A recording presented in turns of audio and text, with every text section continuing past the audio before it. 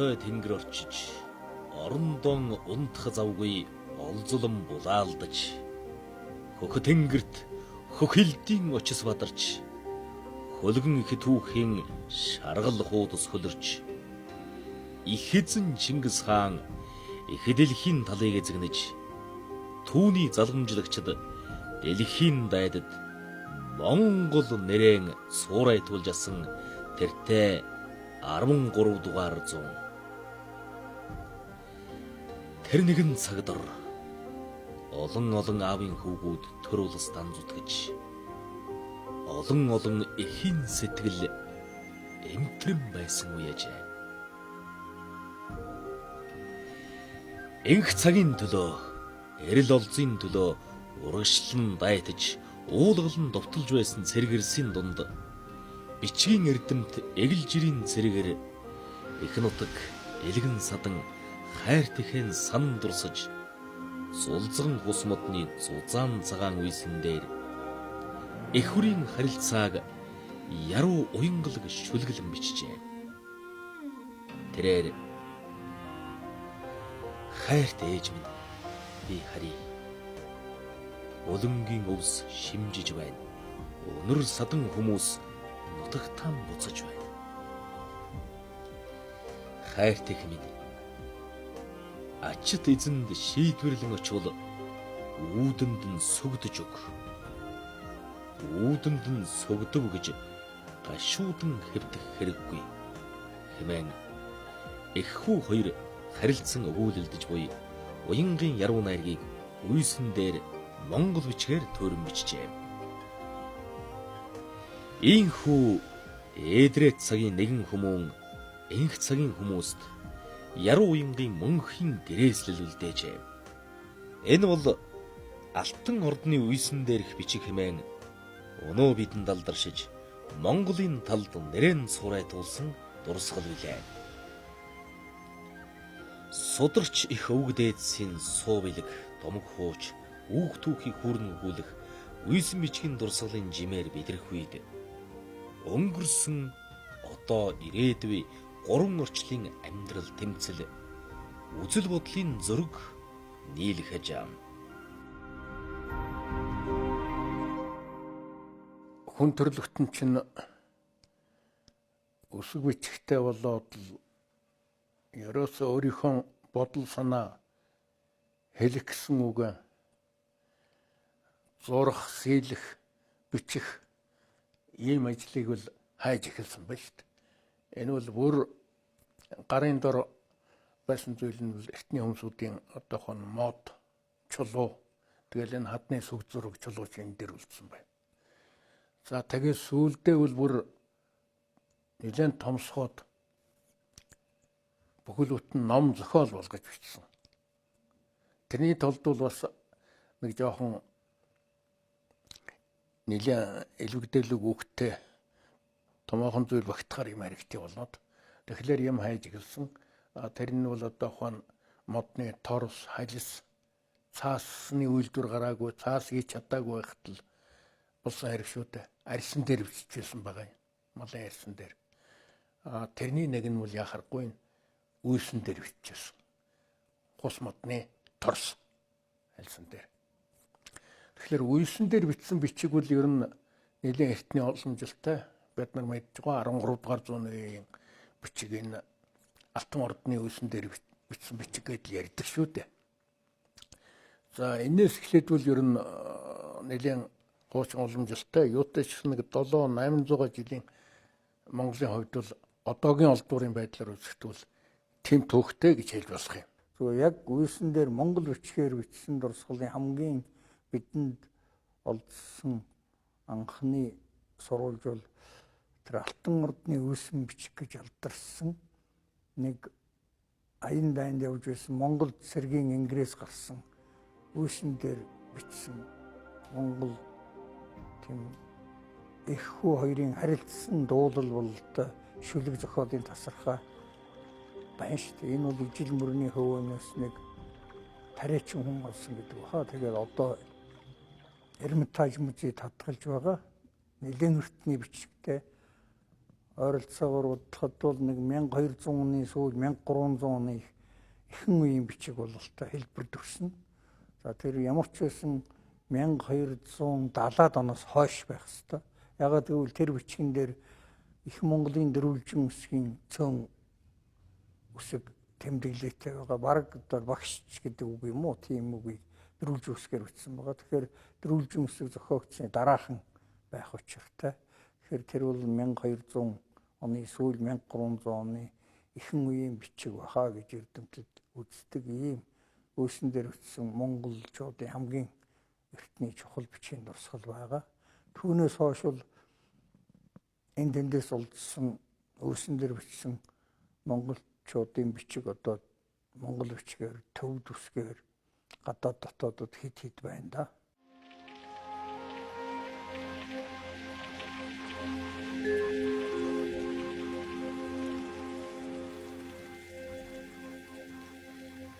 Алтан ордны үйсэн дээрх бичвэр бол монголчуудын уйгар монголчин бичиг, дөрвөлжин бичгийн ховор нандин дурсгал билээ.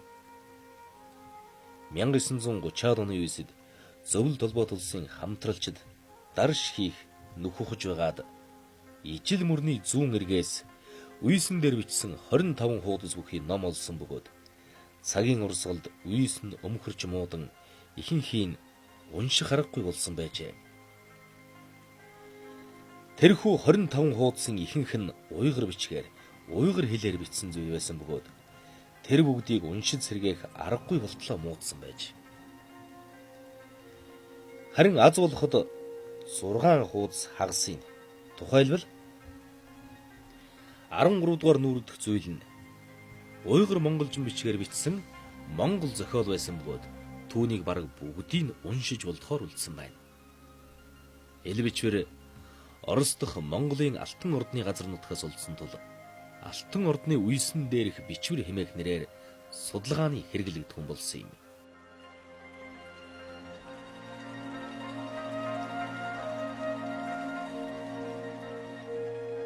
Олон газрын бичиг үсгтэй улсууд бол нутагтай байсан тийм цаасан дөхөө ургамал дээр бол юм бичдэг туршлага зөндөө байж л дээ. Одоо энэ өмнө зүгийн улсууд бол тэр 70 модны навчч гэдэг мэдхгүй ямар ч байсан тийм даалгавар юм бичээд ээж болмоор цаастаа дөхөө тийм уталжин навчин дээр юм бичижсэн шиг байна.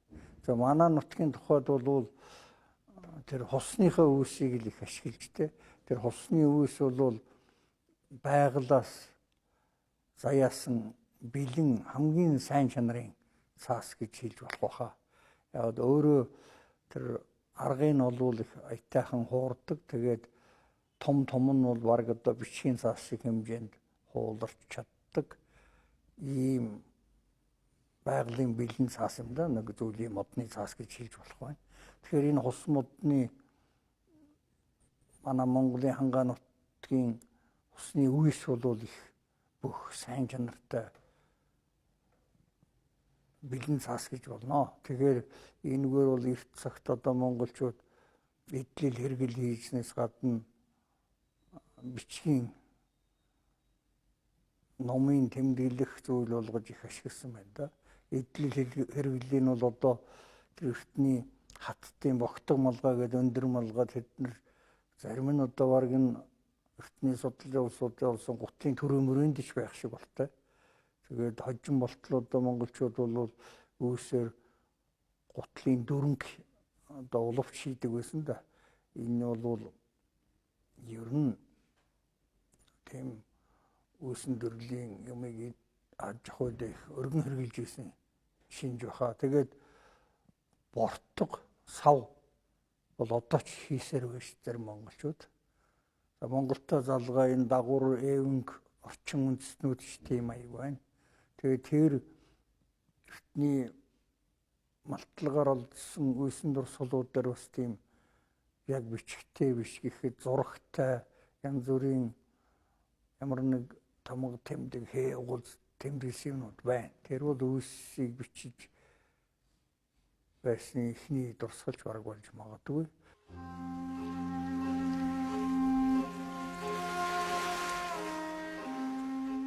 Алтан ордны үйсэн дээрх бичвэр зохиол 100 орчим мөр шүлэг бөгөөд эрдэмтэн зохиолч Цэндийн Данжин сүрмэн.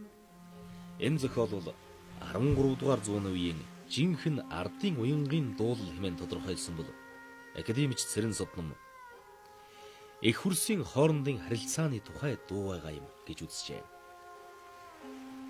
Энэ яруу найргийг бичсэн хүн бол жирийн нэгэн бичээч байсан бололтой гэж судлаачид үздэг. Яагаад гэвэл тэрхүү булчнаас үдээстэй дэвтэр биер янтай гарч иржээ. Янтай дотор нь бэхний хатсан үлдэгдэл байсан тул энэ хүн жирийн нэгэн бичээч байжээ гэдэг нь тодорхой мэдэгддэг. Энэхүү эгэл даруй бичээч эрдэм мэдлэг ихтэй бичгийн хэрэгслээс өөр өв хөрөнгө гэж байсангүй ягаад түүний бичсэн зохиолыг ч хэрэгтэй зүйл хэмээн хинч тоож үздэггүй байсан тул бичсэн зохиолын ч бичгийн хэрэгслийн ч хамт оршуулсан гэж. Түүний энэхүү шүлгэлэл зохиолын ерөнхий агуулга гэвэл дайны хөлд өртөн сэрэгт явсан хүү ард нь үлдсэн их хоёрын сэтгэл санааг нээн гаргаж уран сайхны дүр бүтээсэн байдаг нь ойлгогддог. Хагадсан их хүү хоёрын сэтгэл санааг уран сайхнаар буйлуулж үнэхээр чадамгай бичсэн нь тэр үеийн Монгол яруу найрагт шин үзэгдэл сэдвийн шинжил хийсэн бүтээл гэж үздэг.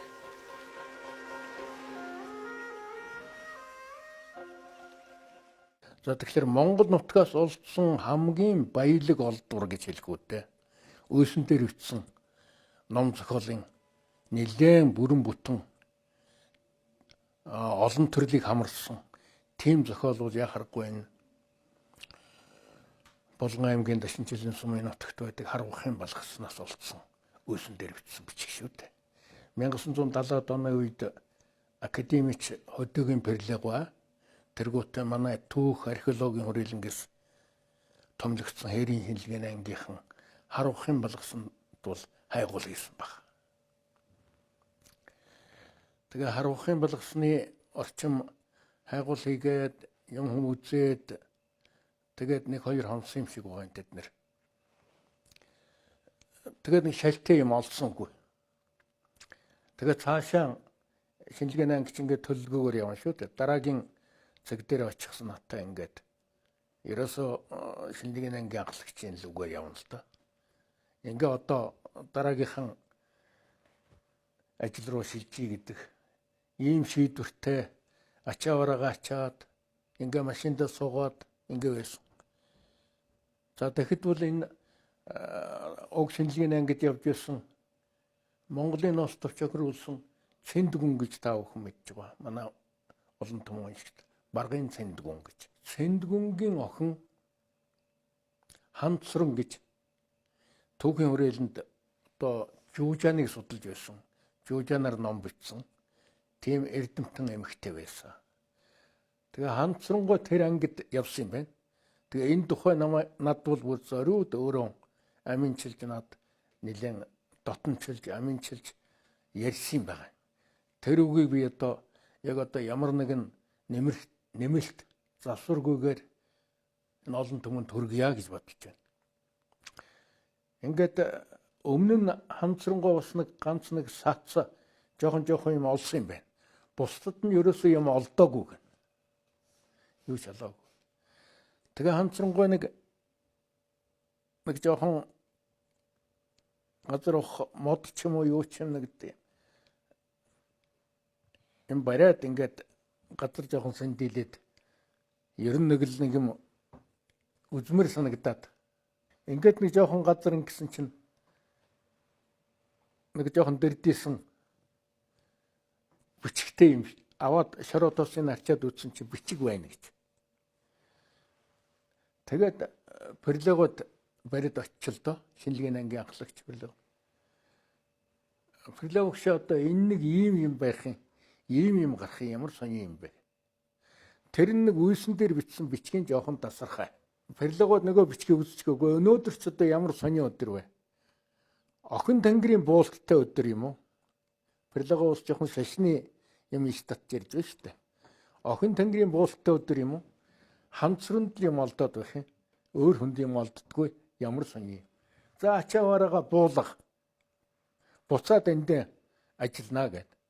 Тэгээд тэнд малтлах хийгээд үйсний бичиг ерөөсөө одоо бараг жижиг тасархай удархай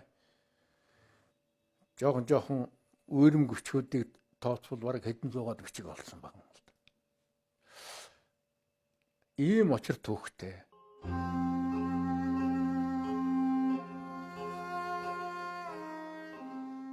Эдгээр тэр үйсэн ном харавхын балгасны үйсэн ном нэрээр судалгааны эргэлтэд орж сонин содон түүхийн гэрч нотлогоо болон судлагдсаар л байна. Үйсэн номын доторх чухал мэдээ баримтуудаас дурдвал 16 дугаар зууны 2 дугаар хагасаас эхлэн 17 дугаар зууны 20-од он хүртэл 20 жилийн дотор халахын 4 хошуу, 6 хошуу, 7 хошууны ноёдын 17 удаагийн чуулганаар хэлэлцэн тогтоосон 17 цаазын хураамж хуулга байна. Эдгээр цааз хууль зүйн бичиг нь урд өмнө шинжлэх ухаанд мэдэгдэж олдоогүй сурвалж бичиг юм. Их цаазын эхэнд Будда бөөгийн шашны холимог утгатай боловч залбирал оршил бичиж хуулийг хэн хизээ хаан тогтоосон тухай бичсэн гэд тэр бүгдийг жагсаан бичсэн байжээ.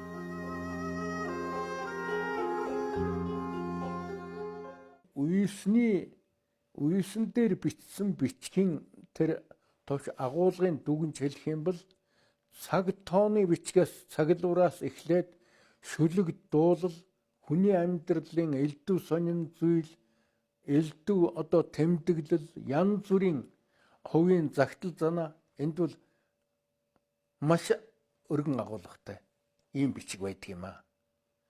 За ингэхлээр энэ үйсний бичгийн олдсон учир начир бол энэ байна. Судалгааны ажлууд яг үргэлжлээ. Тэгээд германууд бол сайхан сэргээлт хийгээд тэгээд германууд над хэлж ирсэн. Хоньны сүүлний тусаад тусалчихсан. Тэрийг арилгах гэж л их зүдэрлээ гэж. Тодруулах гэж бас яхалаар бол тодордог талтай л да бас. Тэгээ Монгол арга л да энэ бол. Тэгээ энэ Монгол арга энэ орчин үеийн Европын судалгааны арга, лабораторийн арга, жирийн хүний хувийн дурсгалын ард огцсон арга энэ бол ялгаатай л да. Тэгээ яг эцсийн эцэст бол энэ бол шинжлэх ухаанд асар их үнцэнтэй чухал зүйл болсон гэдгийг хэлье да. Тэр харуулхын болгосны үйсэн дурсгал бол 1970 онд манай эрдэмтэн Перлегон хасан хэрийн шинжилгээний анги олж ирсэн. Тэгээд одоо том жижиг нийлсэн Монгол төвд нийлсэн бараг 1000 орчим 1000 гарan 1000 арай хүрэхгүй гэж хэлж болох дурсгал байгаа. Яагаад тийм олон тоо гарах вэ гэхлээр бичгтэй дурсгалууд нь хэдэн зуун байна. Тэрнээс гадна жоохон бичгийн тасархаатай үүрмэг маш олон том жижиг байгаа. Тэднийг ингээд томилохоор бол 1000 нэлээд гарна. Тэгээ бичгтээ нэг хуудсын хагас сугсч нартай гэвэл 1000 орчим юм уу арай тэрийг хөрөхгүй ч байж магадгүй ийм дурсгал байгаа. Тэгээ тэр бол анханасаа нэг сонин урагдсан, шатаасан, зүсэгдсэн янз бүрийн хуучин үүсгэн бичгүүдийг тэр харуулхын болох савийг бараадуулж хожим улсууд булж дарж нуусан болтой юм байлээ.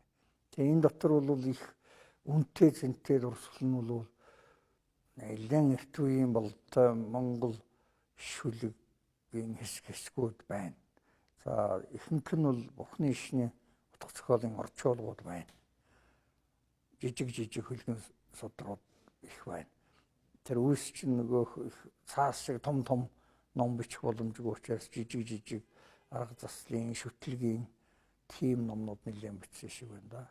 За түүний донд хамгийн их эрдэмтдийн анхаарлыг татдаг дурсгал бол халахын дээр хууль цаазны сурвалж бичих байгаа. Тэрийг анх олж ирээд л Перлего бол үүсэнд бичсэн цааз зөрхимжийн дурсгал нэртэй өөрөө гараараа хуулж бичээд галиглаад Тэгээд тэнд гарсан түүхэн хүмүүсийн судалгааг нэлээд аятайхан сайн хийгээд ийм тусгай ном болгож хэвсэн.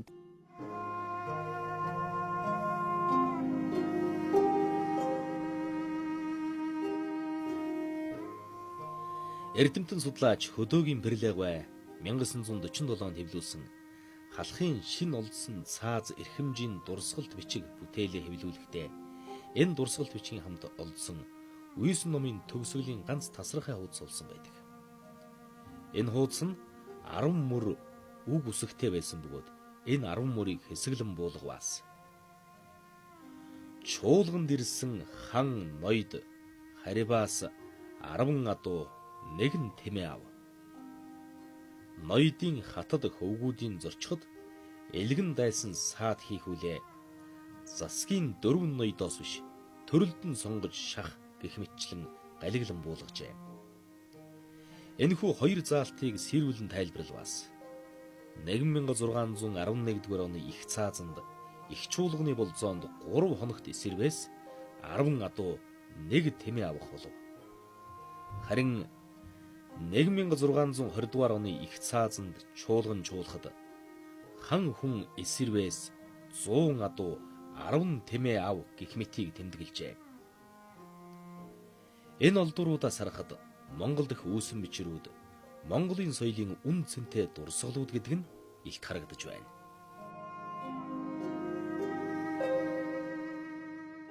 Тэр цагийн бололцооноос болоо жинхэнэ хийн гэрэл зургийг авсаргаж чадаагүй гар ихэ тавьсан. Тэгээ тэр дурсгалуудыг Германд бол Бонн их сургуульдаар аваачаад олон жил судалсан шүү дээ. Монголтой хамтарсан судалгаа хийхээр тэгээд тэр бүх их хүчийг бол сэргээ засварлана гэж авч явсан. Тэр анхандаа ямар хэмжээнд байсныг би бол мэдэхгүй. Сүүлд нь тэр ажил эхлээд нэлээд явцсан хойно би очиж Боннд бол нэг жил гаруй хугацаагаар ажилласан. 2-3 жил бол тэр Үйсэн дурсгалын судалгааг бас боломжийн хэрээр оролцсон гэж болно доо. Тэгээд жижиг өөрөмг нь хоцорсон байсан да. Гайгүйг нь тэд нар их л судлаад намайг очиход нэг ном хэвлэлд өгсөн байсан. Удаах номын дараа нь өгсөн. Гэхдээ тэд бол ерөөсөө боломжтой номуудыг нь төвд судалсан гэсэн үг ээ. Ерөөсөө тэгээд энэ Монголын үйсэн дээр бичсэн бичгийн судал гэсэн тийм герман хэлээр тэгээд тэр бичгүүдийг бүр эрдэм хэлгээний галиг хийгээд транскрипт хийгээд галиглаад тэгээд герман хэлээр орчуулад тайлбарлаад бүр бичиг үр дээр нь тайлбар хийсэн. Энэ ямар учир утгатай зүйл вэ? Энэ чинь бол Монголын утга соёлын хаяаг. Тэр чинь орчуулгын зохиолч байна. Монгол хүний монголоор бичсэн зохиолч байна. Хувь хүний хоорондын харилцаа загталж байна. Тэр үеийн соёлын төвшин, тэр үеийн одоо бичиг соёлын харилцааг ураг шахиулахад яахаргүй үнэтэй том хувир ном болсон. Бичвэр зүйн судлалын одоо текстолог гэх үү те энэ өрн дахныхан бол текстолог гэдгийг бол монголоор бичвэр судлал гэвэл зүгээр юм шиг. Бичвэр зүй гэвэл бичвэр зүйн судлалд бол одоо нэг том түлхэц болсон. Ийм сайх ажил болсон.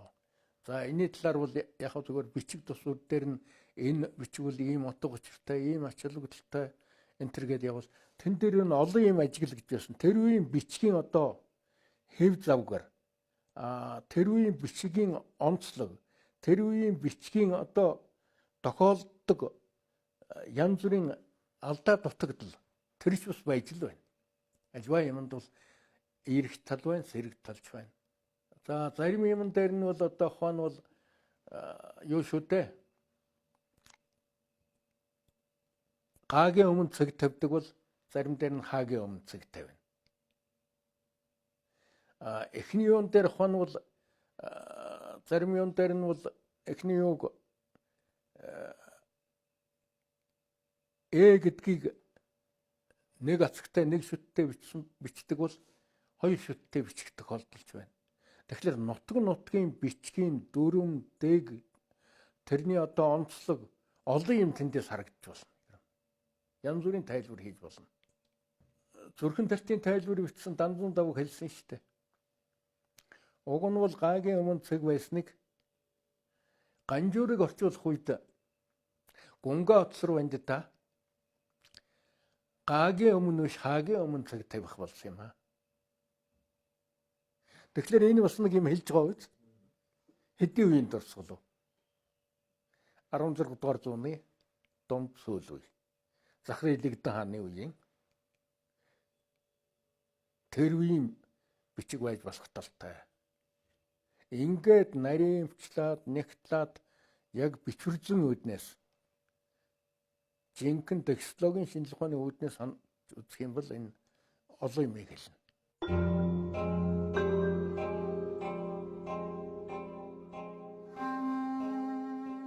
Гурван ямхын хулсыг барьж эндүү ташаа бичих минь. Гутал оймсыг бартал явж нэр ашгийг хөөхөөс илүү дээр хэмээн Монголын сууд сэтгэгчид өгүүлжээ. Бичиг эрдэм сурваас бэлэг оюун тэгширч, бэлэг оюун тэгширвээс хүмүүн мөнхийн хутгийг олох. Их дэлхийн их түүхийн алтан баримтагт мөнгөн хуудаст сударт мөнхөн үлдэх. Бичиг соёлын нэгэн дурсгал болох Монголын үйсэн бичгээрх дурсгалын алтан хөмөргөөс үзэгч та олонд толилууллаа. Өдөр бүр үлзий оршиж, сар бүр сайн буян суулгах болтугай.